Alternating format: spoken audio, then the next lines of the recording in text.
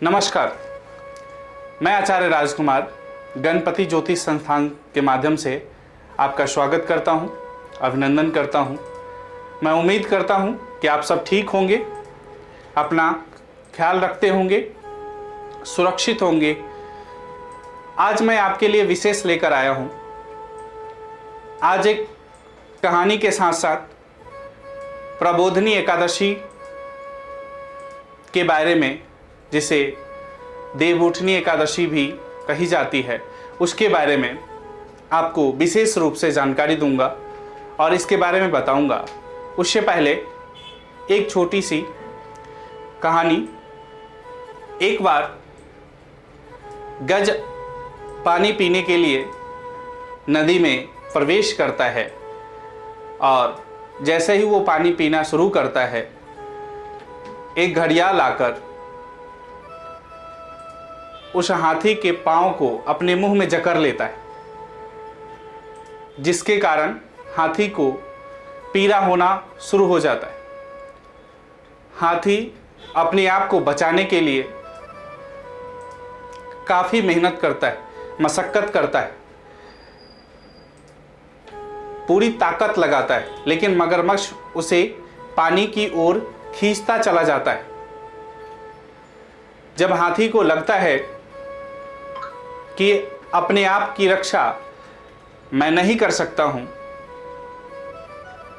तो वह अपना सर ऊंचा करके, सुर ऊपर उठाकर श्री हरि विष्णु की स्तुति करता है, प्रार्थना करता है। कहता है, प्रभु अब तो मैं बचा नहीं सका अपने आप को, अब आपके शरण में आया हूं। आप बचाएं, ये ना बचाएं, ये आपकी कृपा पर निर्भर करती है। जो मेरे से हो सकता था वो मैंने किया। जब इतना सुने श्री हरि विष्णु, तो वो गरुड़ पर सवार होकर हाथ में सुदर्शन चक्र लेकर प्रकट हुए और प्रकट होकर घड़ियाल की गर्दन काट दी सुदर्शन चक्र के द्वारा और वापस चले गए। हाथी बहुत खुश हुआ, स्तुति करने लगा, धन्यवाद देने लगा, खूब खुश हुआ कि प्रभु ने मेरी वाणी सुनी, मेरी हृदय की बात सुनी, मेरे पास आए और मेरी रक्षा की, मेरे संकट को हर लिया। कई दिनों तक वो धन्यवाद करता रहा। धन्यवाद करने के बाद उसे अचानक याद आया कि प्रभु तो आए थे मेरे उद्धार के लिए, उन्होंने तो उद्धार घड़ियाल की कर दी और उसको बैकुंठ लोक दे दिया। ऐसा क्यों? ये सवाल जब हाथी के मन में आया तो प्रभु से फिर प्रश्न किया कि प्रभु आप आए तो थे मेरी उद्धार करने के लिए, लेकिन उद्धार तो आपने घड़ियाल की कर दी। प्रभु ने कहा कि गजराज, मैं उद्धार तो आप ही का करने आया था, किया भी, लेकिन मैं उद्धार उसका पहले करता हूं जो मेरे भक्त का चरण पकड़ ले।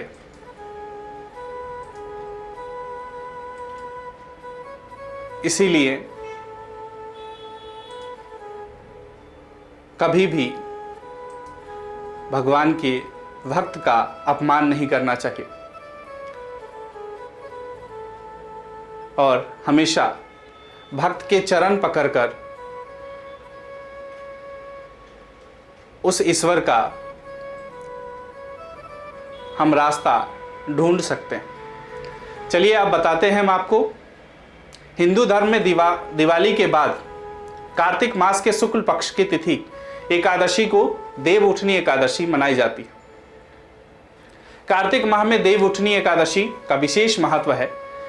इस दिन भगवान विष्णु योग निद्रा से जागते हैं इसे देवोत्थान एकादशी और प्रबोधिनी एकादशी भी कहते हैं।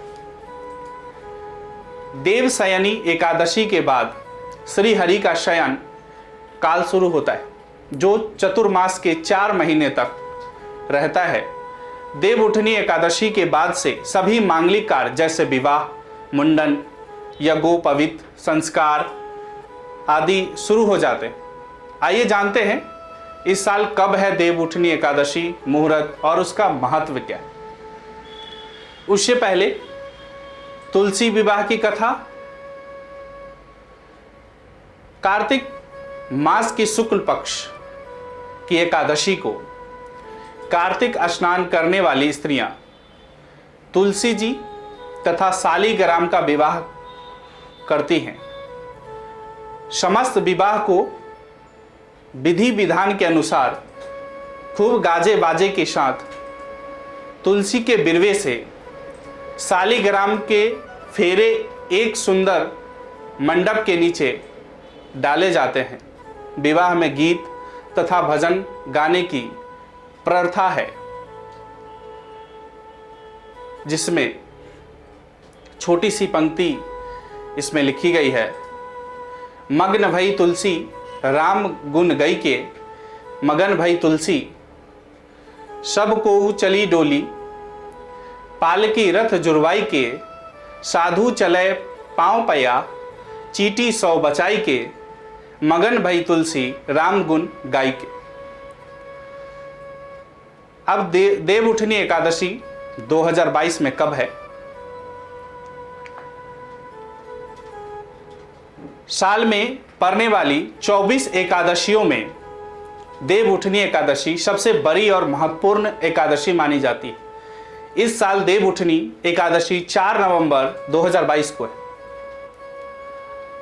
इस दिन से जगत के पालनहार भगवान विष्णु सृष्टि का कार्यभार संभालेंगे। देवउठनी एकादशी 2022 का मुहूर्त क्या है? हिंदू पंचांग के अनुसार देवउठनी एकादशी तिथि 3 नवंबर 2022 को शाम 7:30 पर प्रारंभ होगी।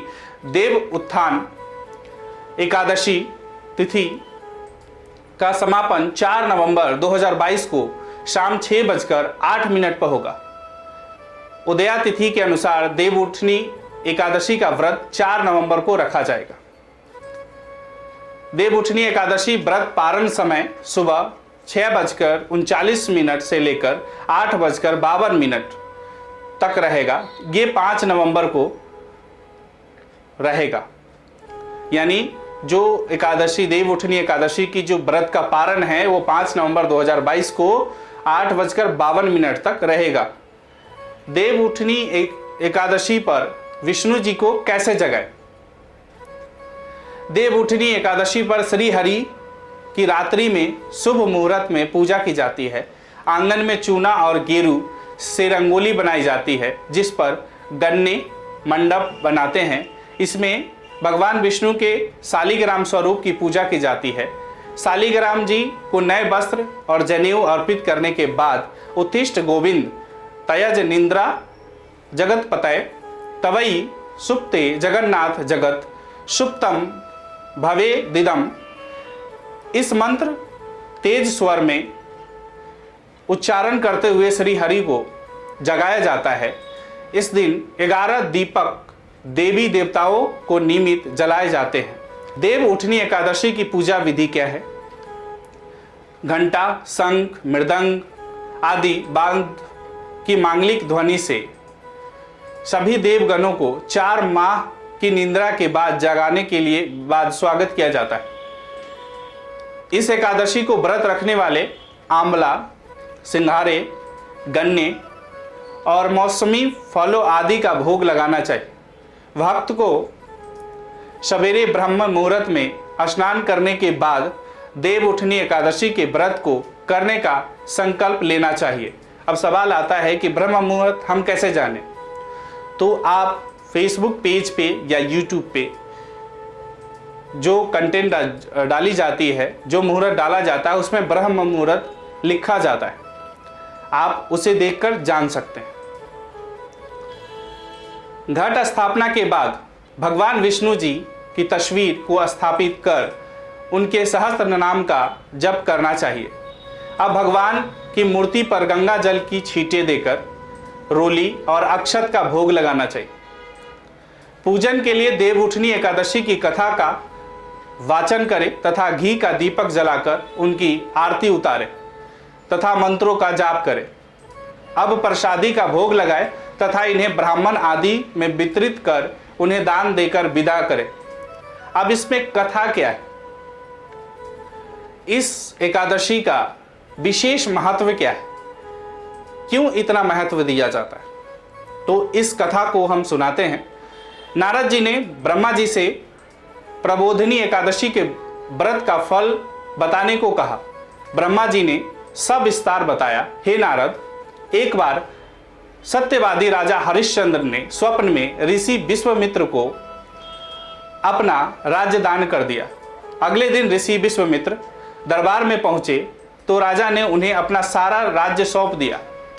ऋषि ने उनसे दक्षिणा की 500 मुद्राएं और मांगी। दक्षिणा चुकाने के लिए राजा को अपनी पत्नी और पुत्र तथा स्वयं को बेचना पड़ा। राजा को एक डोम ने खरीदा। डोम ने राजा हरिश्चंद्र को शमशान में नियुक्त किया करके मृतकों के संबंधियों से कर लेकर शव दाह करने का कार्य सौंपा था। उनको जब यह कार्य करते हुए कई वर्ष बीत गए तो एक दिन अकस्मात उनकी गौतम ऋषि से भेंट हो गई। राजा ने उनसे अपने ऊपर बीती सब बातें बताई तो मुनि ने उनसे इसी आजा यानी प्रबोधिनी एकादशी का व्रत करने का सलाह दी। राजा ने यह व्रत करना आरंभ कर दिया। इसी बीच उनके पुत्र रोहिताश का सर्प के डसने से स्वर्गवास हो गया। जब उसकी माता अपने पुत्र को अंतिम संस्कार हेतु शमशान पर लाई तो राजा हरिश्चंद्र ने उनसे शमशान का कर मांगा, परंतु उसके पास शमशान कर चुकाने के लिए कुछ भी नहीं था। उसने चुंदरी का आधा भाग देकर शमशान का कर चुकाया। तत्काल आकाश में बिजली चमकी और प्रभु प्रकट होकर बोले, महाराज, तुमने सत्य को जीवन में धारण करके उच्चतम आदर्श प्रस्तुत किया है। तुम्हारी कर्तव्य निष्ठ है, धन्य है। तुम इतिहास में सत्यवादी राजा हरिश्चंद्र के नाम से अमर रहोगे। भगवत कृपा से राजा हरिश्चंद्र का पुत्र जीवित हो गया। तीनों प्राणी चिरकाल तक सुख भोग कर अंत में स्वर्ग को चले गए। तो मैं उम्मीद करता हूं कि ये वीडियो आपको अच्छी लगी होगी। तो आप फेसबुक पे देख रहे हैं तो पेज को लाइक करें, कमेंट करें, शेयर करें। अगर यूट्यूब पे देख रहे हैं तो सब्सक्राइब करें, बेल आइकन दबाएं।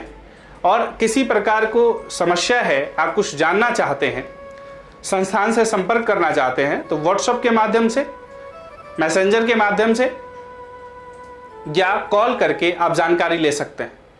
जानकारी कुंडली विश्लेषण कराने के लिए आपको कोई शुल्क देना नहीं पड़ेगा। आप निःशुल्क जानकारी ले सकते हैं। आपको घर की वास्तु दिखानी है या आप किसी भी समस्या से घिरे हुए हैं और उस समस्या का आप निवारण चाहते हैं तो संस्थान से संपर्क करें। कुंडली बनवाना चाहते हैं तो भी इस संस्थान से संपर्क कर सकते हैं। खुश रहिए, अपना ख्याल रखिए।